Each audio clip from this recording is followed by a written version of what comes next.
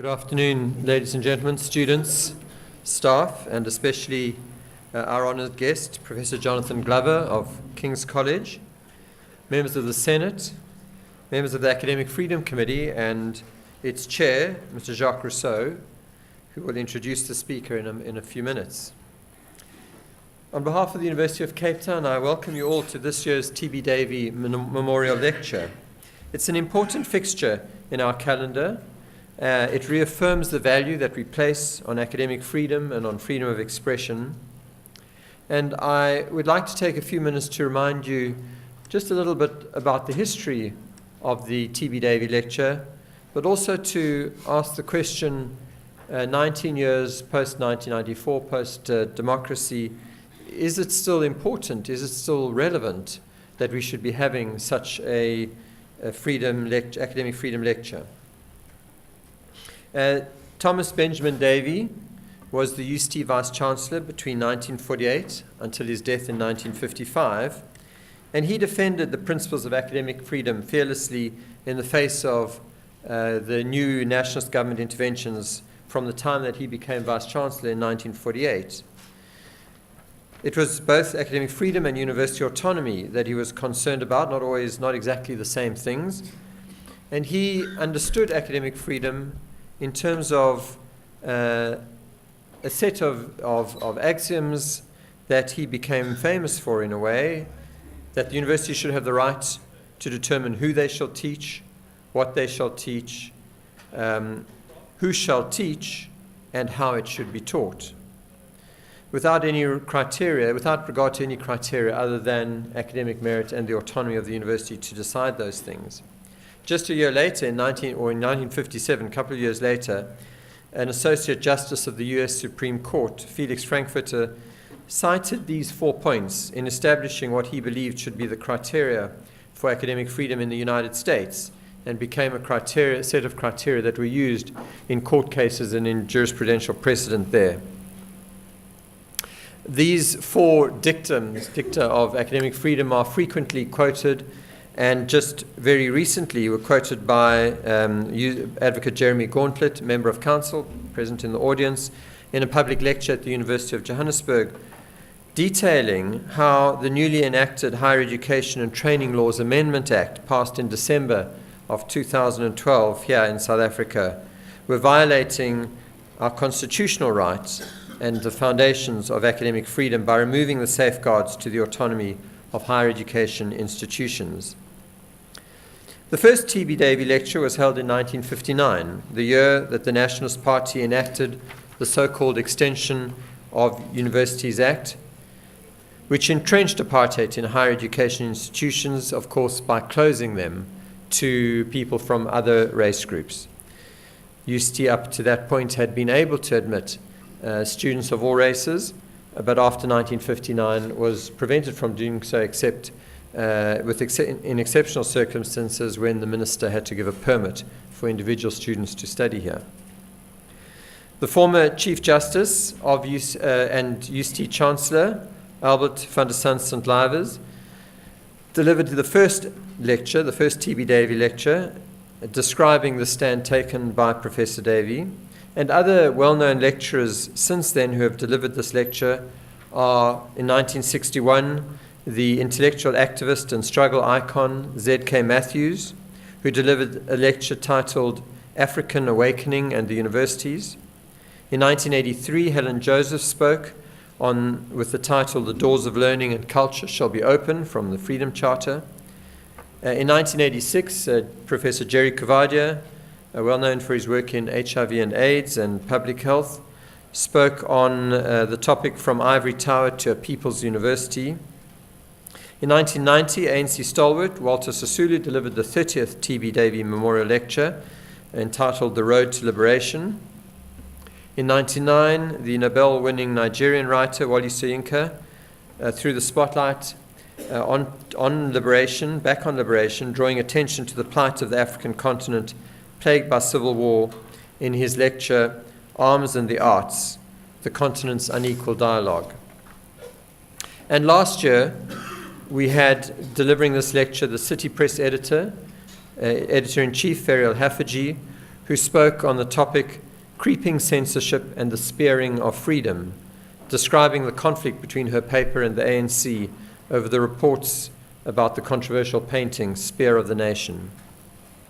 Ms. Haffajy's experience reminded us that freedom of expression, like academic freedom, needs to be safeguarded and fought for when it is threatened from any quarter, whether by public opinion, legislation, or commercial interests. Around the world, academic freedom faces constant challenges in various forms, even today, including in countries that are apparently free democracies. In the United States, especially since the attacks of 9/11 in 2001, conservative activists like Republican David Horowitz have targeted universities and colleges for hiring foreign academics and academics with particular ideological backgrounds.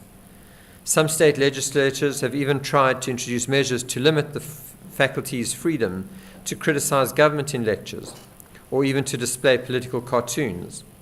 In other cases, academic staff with controversial views have been denied tenure as a result of the campaigns waged against them by conservatives. As we know, China continues to censor its academics and the internet, and access to the internet, both by citizens and by academics, and many dissident academics have been detained or disappeared. We know, of course, in many of the countries where women do not enjoy equal rights, and especially the more fundamentalist Muslim countries, that women have been targeted for their outspoken views and behavior, including at universities. And in South Africa, where we are very proud of our constitution and proud of the fact that academic freedom itself is entrenched in the constitution, which is unusual in constitutions around the world, we nevertheless retain this lecture because it is necessary. And this year, as I mentioned already, the Higher Education Training Laws Amendment Act provides the Minister of Higher Education with a range of powers to intervene in the free management of the university matters with little or no justification. It's an issue which the Vice-Chancellors collectively of the universities have taken up with the Minister. The councils of the universities, many of them, have supported the Vice-Chancellors in agreeing that if we cannot get this act amended, we might have to resort to challenging it in court as being potentially unconstitutional. It's that serious. But the Minister has agreed to a task team between the Vice-Chancellors and his department to look at what amendments we think are required. The Protection of State Information Bill, which awaits the President's signature, is another piece of legislation which has generated widespread protests across South Africa by citizens and organizations, including UCT and other universities, because we are concerned how this legislation will limit our elected government's transparency, accountability to its citizens, and to some extent our ability to do research. Another threat to academic freedom, which I am guessing Professor Glover is going to address today, has to do with the commercialization of higher education and research, and so I won't say anything more about that. But except to say that in Australia, a survey conducted in 2001 of about 1,000 academics indicated that 17% of them, nearly 1 in 5, reported that they had been prevented from publishing contentious research results because of the people who were sponsoring their research, who were placing those sorts of restrictions on them. And 41% said they had experienced discomfort with publishing such results because of the pressure that they had experienced. So 12 years on from that Australian survey, and it is clear that the issue that Professor Glover is going to address to us today remains real and a real threat to academic freedom. It's my pleasure, therefore, to welcome you all and to hand over to Jacques Rousseau, Chair of the Academic Freedom Committee, to introduce today's speaker. Thank you, Dr. Price. In his book, Humanity, A Moral History of the 20th Century, Jonathan Glover discusses the brutality of that century with reference to the declining authority of morality and the diminished faith in the possibility of moral progress. We don't need to agree on a framework for moral judgments or any particular content that might be delivered by such frameworks to be sympathetic to one of Glover's premises, namely that questions about people and what they are like should be central to our ethical debates. He argues that the 20th century has brought some erosion of our moral identities, making it easier for us to treat each other as mere objects, rather than as equally valuable members of overlapping societies. Among the potential causes of this, he discusses, are the imposition of belief systems or ideologies by powerful actors, especially governments, the postmodern abandonment of the search for objective truth, the confusing of ends and means, and the physical distancing between agents that is often enabled by technology.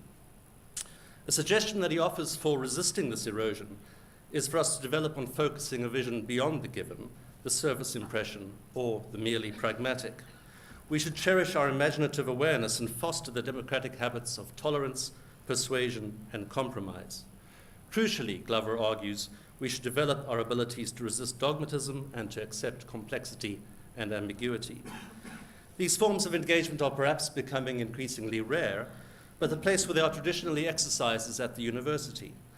Despite the need to respond to aspects of what markets might desire, we cannot forget that we're not only in the business of producing marketable students or generating research outputs that are aimed at attracting funding rather than developing knowledge. Because learning is sometimes found in our mistakes, in being wrong, rather than in our successes. When we no longer provide the space or opportunity to make productive mistakes, instead focusing on being an efficient production line of graduates and research outputs, we run the risk of sacrificing some of the virtues that make universities and UCT such fruitful places in which to learn and work. Given these considerations, I'm very pleased to welcome Professor Jonathan Glover to UCT today. His 1997 book, Causing Death and Saving Lives, is also one of the texts that helped me realize that I wanted to devote my academic attentions to philosophy, so I'm pleased to welcome him for that reason also. Glover's work has frequently focused on improving lives. Humanity, discussed earlier, is one example, and numerous others can be found in his writings on neuroscience, psychology, disability, and genetic design, and in his teaching of ethics, for many years at Corpus Christi and New College, Oxford, and now at King's College in London. Toward the end of Humanity's first chapter, Glover writes, "Another aim of the book is to defend the Enlightenment hope of a world that is more peaceful and more humane. The hope that by understanding more about ourselves, we can do something to create a world with less misery. Understanding more about ourselves is facilitated by spaces such as the one we are in today, hosted by universities such as UCT. Threats to academic freedom can therefore be said to run counter to the hope of understanding ourselves, and by extension, counter to reducing the amount of misery in the world." With these considerations in mind, I'm very pleased to welcome Professor Jonathan Glover to speak to us on universities, the market, and academic freedom, how treating education and research as merely marketable commodities can threaten academic freedom. Thank you, Jacques, for that very friendly introduction. I think it was Adlai Stevenson who, once being given a very enthusiastic introduction, said, "After hearing that, I can't wait to hear what I've got to say." So thank you very much. And I'd like to thank the Vice-Chancellor for telling me so much about the history of academic freedom in this university, and also bringing me up to date with the threats that obviously are very real still. I thank the university for the invitation to give the TB Davie Memorial Lecture. It is, of course, a great honour to be asked to commemorate the independent stand that the university took during and after TB Davie's Vice-Chancellorship against the law imposing academic racial segregation.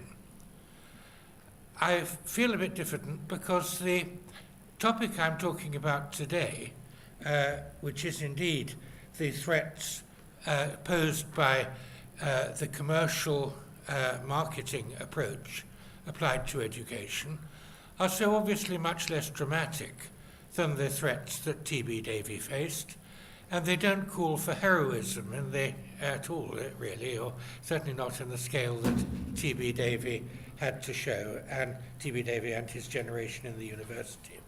But I hope to try to convince you that the more subtle threats, which I'm going to focus on today, should be taken seriously. They're just as real, and they, in the long run, can very seriously, I believe, endanger the academic freedom on which universities depend.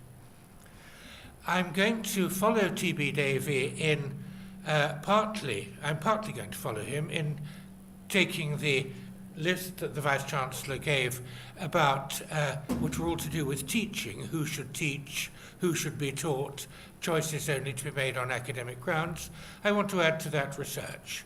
TB Davie may well have had research in mind as something that fed into teaching, but I want to emphasize research as well as an independent thing. Now, the fundamental question I want to start with is, why does academic freedom to decide matters of teaching and research on purely academic grounds, why does that matter? Why should these institutions, universities, be privileged in this way? And the answer I want to give is by spelling out what I take to be the core functions of a university, and arguing that diminishing academic freedom frustrates or impedes a university in carrying out the core functions it has. And I believe those functions are valuable, and I'm going to spell them out a bit. I'm going to divide them into two. There are educational aims, what a university hopes to give its students, and then there are wider aims of a contribution to society through research and other things that a university does, independent of teaching. Now, of course, these aren't quite separate, because one contribution a university may hope to make to society is by the good it does to its students, in the hope that they in turn will enrich society. So I'm dividing them in this way, but there's a degree of artificiality in separating out the educational and the social function. But let me first turn to the educational function of a university. I want to suggest really that there are two central educational functions, and again, they're not entirely separate, but I think they're worth taking independently. One is intellectual development of students, and the other is personal development. Obviously, intellectual development is central to a university. It would be bizarre to have a university that took no interest in the intellectual developments of its students. In 1852, John Henry Newman, in his book The Idea of a University, argued that knowledge is a good thing in itself, independent of whatever valuable practical applications it may have. Now, when he said knowledge is good in itself, he didn't mean just the accumulation of any old random facts. He talked about the kind of knowledge that enlarges a student's mind.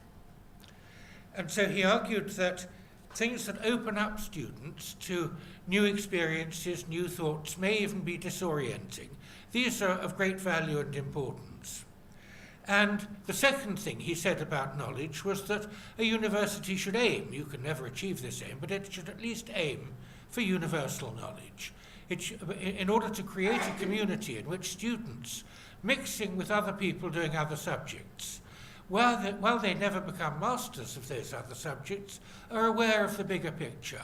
We don't want narrow economists, narrow philosophers, narrow physicists.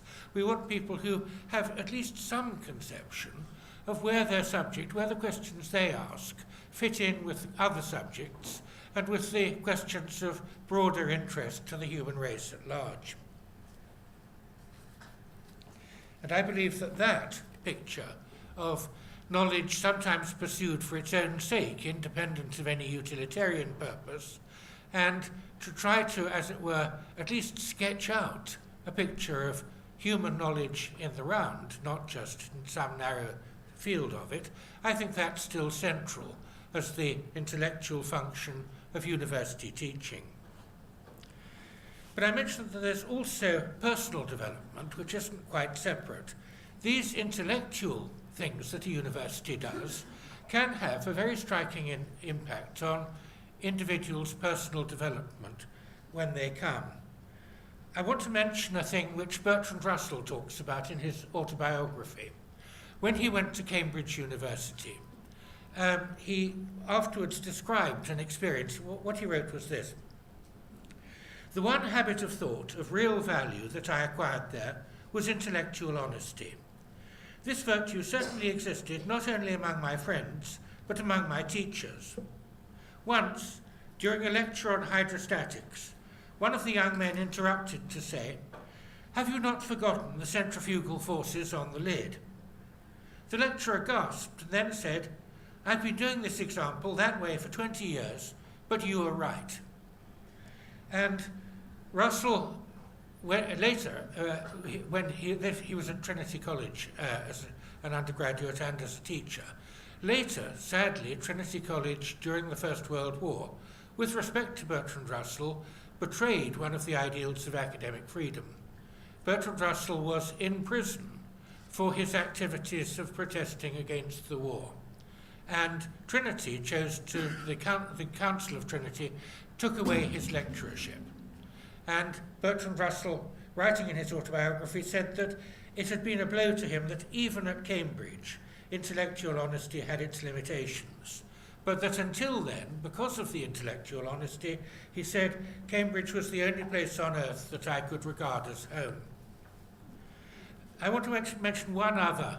You'll notice, by the way, I teach philosophy, and so you'll notice that I'm afraid I'm being parochial in this lecture in two rather importantly limiting ways. One is I teach philosophy, so some of my examples come from philosophy or philosophers, and the other is that I'm British. We British are notorious for our insularity, and so a lot of the university crises I'm going to talk about are actually I'm going to take British examples. But my hope is that the examples I take may actually resonate a bit with you, and that in the discussion afterwards I'll hear what I need to change in view of your experience in South Africa.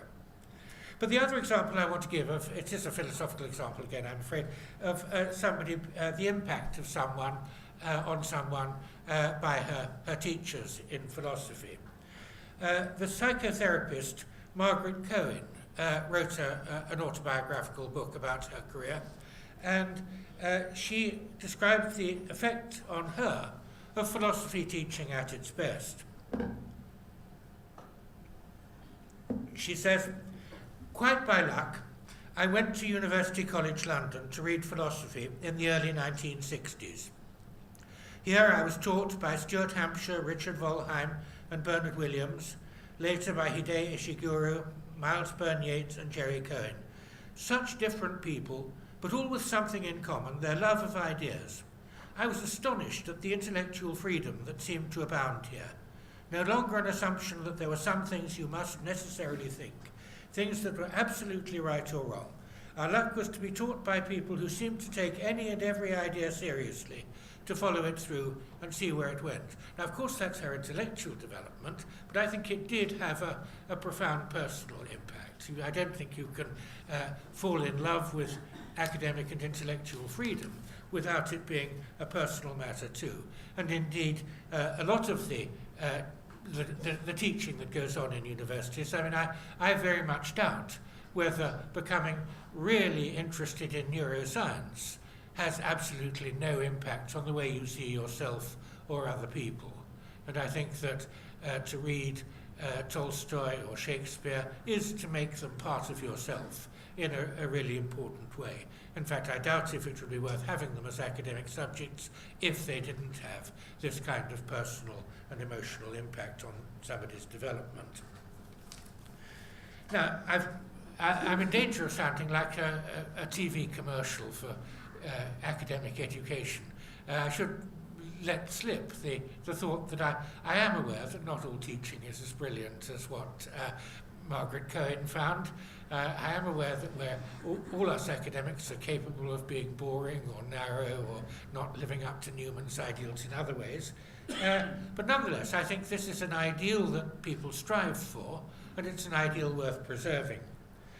Now, I want to talk a bit about the impact of the market approach to education, the impact it has on the educational aims of the university of intellectual and personal development. For Newman, the enlargement of the mind, sometimes coming from intellectual upheaval, was of value in itself. And some of us think that, related to that, what Russell learnt about intellectual honesty or Margaret Cohen learnt about intellectual freedom are of value in themselves. But of course, Newman and those of us who think like that are open to a challenge from practically minded people. What claim have these values? You happen to like people falling in love with with intellectual freedom, but what claim does that give them for public funding? Why should these particular preferences of yours, these things you happen to like, count? Jeremy Bentham, the founder of utilitarianism, once said, other things being equal, pushpin is as good as poetry. Quantity of pleasure being the same, pushpin is as good as poetry. I'm never quite sure what pushpin was, but I imagine it being the equivalent of those kind of arcade machines that people play. Why should they be, isn't it elitist, as people say, or paternalist, to push for those values when other people may prefer the arcade machines or a university that simply devotes itself to teaching people how to make money? Now, the market view of value, I think, comes from, in a way, very respectable origins. The idea that we should perhaps be skeptical about the idea that there are values out there written in heaven, which we somehow discover in the way astronomers may discover a new galaxy somewhere. And so the market view of value starts, I think, with the thought that things only have value because people want them. And then the next bit is that people, the only way to measure how people want things is how much they will pay. So the market then comes in as a kind of adjudicator of what things are worth having. And so on this view, the one main thing, perhaps the main thing, a university does for students is giving them the skills needed for productive work. To encourage people to choose higher education, claims are made that a university degree increases lifetime income. This tends to downgrade intellectual or personal development as such. Results, class of degree matters, indicates relevant skills, employers aren't interested in anything else, and so on. Now, to some of us, this is the triumph of means over ends. The phrase comes to mind, knowing the price of everything and the value of nothing. But in the same way, the intellectual contribution of universities to society is taken to be mainly economic. And this in turn influences what governments think should be taught, and sometimes what governments are prepared to fund. Here I take the recent British debate. In 2003, Charles Clarke, the Secretary of State for Education, said that the state should only pay for university subjects of clear usefulness. He explained this. What I describe as the medieval concept of a community of scholars seeking the truth is not itself a justification for the state to put money into that. We might do it at, say, the level of 100th of what we do now, have one university of medieval seekers after truth as an adornment to our society. There was a degree of outrage expressed in Britain about this, and a spokesman for the Department of Education and Skills, it keeps changing its name. There's a story in that, Education and Skills. But the spokesman tried to defuse the outrage that many of us felt at the remarks of Mr. Clarke, and I'm not sure that he succeeded in making the minister's comment more palatable. He said the Secretary of State was basically getting at the fact that universities exist to enable the British economy and society to deal with the challenges posed by increasingly rapid process of global change. Now, firstly, there's something odd about this being a fact. It seems to me not a fact at all, but his opinion. But it also seems to be a rather dismal opinion. And one of the reasons why I spelt out, in a way that may have seemed platitudinous to you here, the wider aims of personal and social development and so on, intellectual development, was partly to have something to contrast with this kind of narrow view. I should say that in the conclusion of this debate, under a different government, in 2010, 100% of British state funding for the teaching of the arts, humanities and social sciences was removed. Now I want to turn to the core social functions of a university, just briefly to mention them.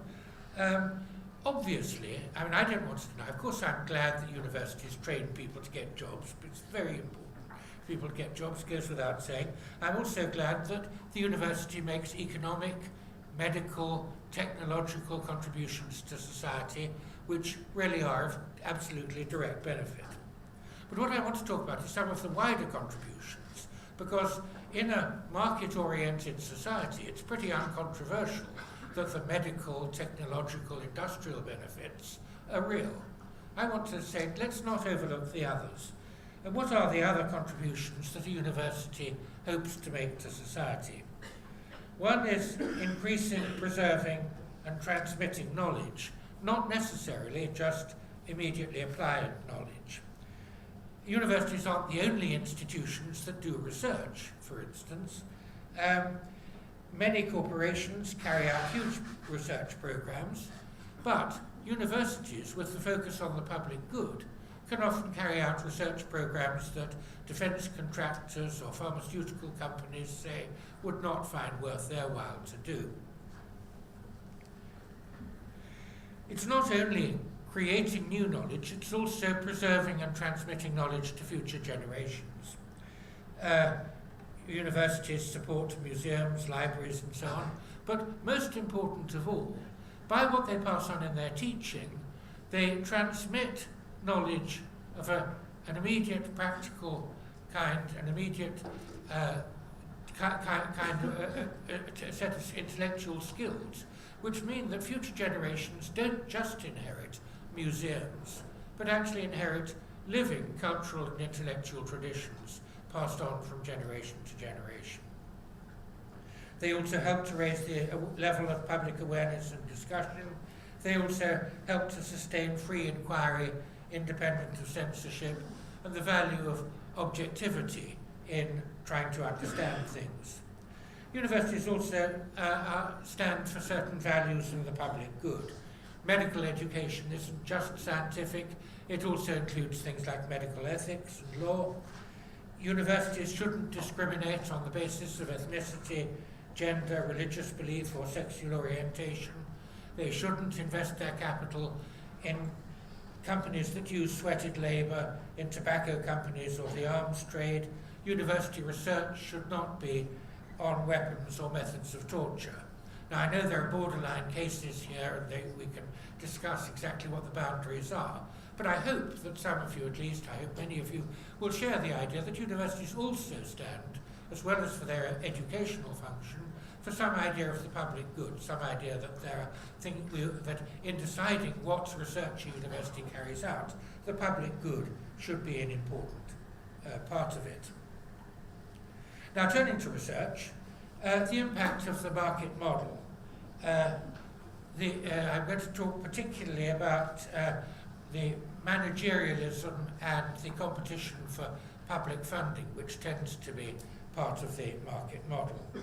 One of the peculiar things, and I'm again drawing heavily on the British experience, but I think it may not be so different elsewhere. One of the peculiar features of the British experience is that actually much of what universities produce in the way of research isn't hugely marketable. Of course, it's true that academics write books on Shakespeare. It's true that academic science sometimes does have huge spin-offs, but quite a lot of it doesn't. And so if you want to use the market as a means for deciding what research should be done, you have to create a kind of artificial synthesis of something rather like the market. And the way that that's been done in Britain is that the government has imposed a competition between universities, between faculties in universities and so on, for funds, on the basis of how they score in terms of ratings given on a system of, I forget how many it is, 4 or 5 something stars and below. One of this is something which used to be called, when it started it was called the Research Assessment Exercise. It's now changed to the Research Excellence Framework. And I think there's as I hear the word research excellence, I think I see the influence not of academic values at all, but of the world of public relations and political spin. If one thinks of some of the great intellectual contributions made in British universities over the last 100 years or so, I just can't see, I can't hear in my imagination the phrase research excellence coming to the lips of Maynard Keynes, Ludwig Wittgenstein, Francis Crick or Stephen Hawking. It just doesn't seem the sort of phrase that real academics would actually use. One of the weird features of this also is that when you're asked what is it we should be trying for in our department, you're told excellence, quality, and the criteria for that are left fairly unspecified. And as a result, there become strong distorting pressures on individual academics as departments become frantic, desperate to win the competition so they don't lose funding, but having no clue about what the criteria are, they flail around. And sometimes it's not too subtly indicated that someone retaining a job may depend upon their producing something which looks 4 or 5 star or whatever it is. And one result of this is that the rapidly published journal in something which is called high impact factor, with something that has a high impact factor, easily trumps the major book of slow gestation that may take many years to do. In fact, I mentioned Wittgenstein and Crick. Their publication record during their early career was about as close to zero as you can get, and it's very unlikely that they, for instance, would have survived in the current pseudo-market regime. I want to now turn to questions about corporate funding and research. A couple of months or so ago, Oxford University was given just under £6 million for a new Shell geoscience laboratory and for research into natural energy resources. It is claimed that this would help meet future energy needs and also help mitigate the impact of climate change. The university was criticised for accepting the gift in a letter signed by a number of distinguished alumni. They wrote, "Shell's core business activities and political lobbying are pushing us towards a future with a global temperature increase well in excess of 2 degrees centigrade. Oxford's own climate scientists are warning us that we need to leave the majority of known fossil fuels in the ground. And yet this new partnership will undertake research that will help Shell find and extract even more hydrocarbons." Now, I don't know enough about the facts of what the likely good and bad impact of the Shell research is likely to be, but it seems to me clearly worrying when universities being largely deprived, largely starved of public funding, have to turn to corporations. Can we really believe that the corporations won't partly use it to whitewash their activities, as some people say Shell is doing about some of its activities in Nigeria, and allegedly it's fracking here? And can one really believe that Shell won't push for research which is more of commercial value to Shell than really for the public good? And the climate change issue, I think, certainly raises this question. I also want to mention the impact on individual scientists. Here this fits in very much with the Vice-Chancellor's remarks about the survey done in Australia. I want to focus on a particular case, the case of Dr. Nancy Olivieri. I flag up to open, free, whatever we call it, full disclosure.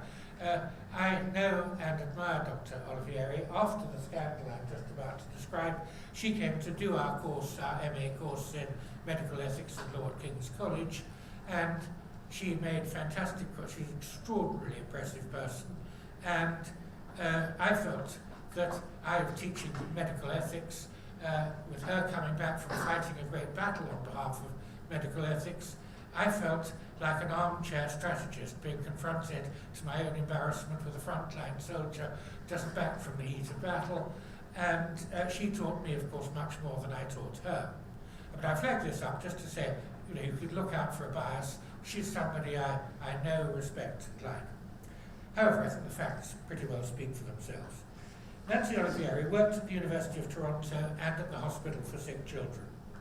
She and a colleague had a grant from the company Apotex to test their thalassemia drug, deferiprone, in a trial against the standard drug. To get the grant, they had to sign a confidentiality agreement. The research found that in a substantial number of patients, the drug gave no improvement or even made their condition worse. Dr. Olivieri thought it was her duty to warn her patients and the public that it might be ineffective or even harmful. She raised this at her institutional review board and at a scientific meeting. She sent the results for publication. Apotex brought a $20 million legal action for her violation of the confidentiality agreement. And I just mind boggles at being a moderately paid academic being sued for $20 million. This seems to me bullying of the first order. The University of Toronto was at the time negotiating a large donation from Apotex. The hospital's medical advisory committee referred Dr. Olivieri to the College of Physicians and Surgeons of Ontario for research misconduct. The hospital and the university publicised the referral widely. Again, that publicity must have been enormously damaging to Dr. Olivieri. When the thing was finally investigated, Dr. Olivieri was completely cleared of all the accusations. But before justice was finally done, the hospital had failed to stand up for a doctor who carried out her ethical duty to warn of possible harm to patients. And a university with a financial interest at stake had failed to defend the academic freedom of one of their scientists. Instead, both had joined in trying to bully and intimidate Dr. Olivieri. Now, have I got 5 minutes left? Thank you. I wanted to, I'm worried about running a bit late, but I want to just briefly say something about the market model, about state control, and the possible middle course between these two. The rise of the market model isn't at all surprising, given the amazing catastrophe of Eastern European and Soviet socialism. The total collapse of that being an economic failure as well as an oppressive, in Stalin's time, hugely murderous system. The same kind of thing being repeated during Mao's time in China. It's not surprising that people reacted against an economy and a society hugely under state control. And as a result, if having everything run by the market is the obvious alternative, then it looks to me pretty much like the clear winner. But it isn't the only alternative. Society is more complicated than that. But I want to go back to an old paper which Maynard Keynes wrote in 1926, a lecture he gave in Berlin that year, called The End of Laissez-Faire. And he argued for two things, which I think, if people had actually read the paper and thought about it, much of the evils of the 20th century might have been avoided, because so much of the 20th century was the whole Cold War period when we nearly blew ourselves up over should the things be run by the state or by the market. If people had listened to Keynes, people might not have had such crude views. Keynes argued that we need to distinguish what's technically better provided by the market from what's technically better provided by the state. In other words, an empirical matter, and we might find, for instance, I'm inclined to believe that healthcare is something the state should provide, whereas handing over the technological developments in computers to some state-run bureaucracy would probably be a total disaster. In other words, I may be wrong about either of those things, but we should look and ask, what is the function of this particular organisation, and in what setup will it flourish, in the market or in the state?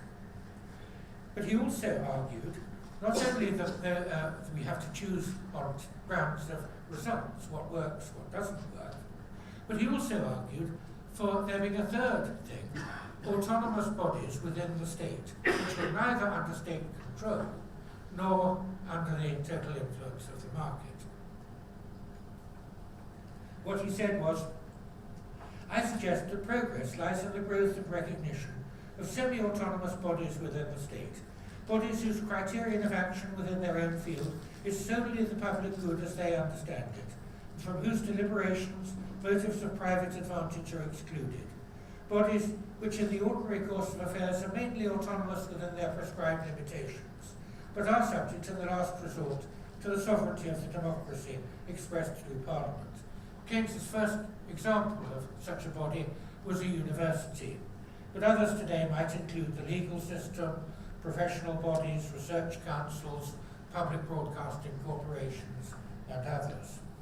Now, I think the Keynes vision of these semi-autonomous things, not market, but not under the thumb of the government, corresponds very closely to what Eastern European dissidents protesting against the Soviet system talked of when they said they wanted civil society. They wanted education to be seen not as just producing good communists. They wanted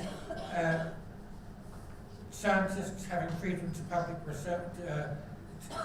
research, not having to put footnotes about Marx, Engels, and Lenin at the bottom, and so on.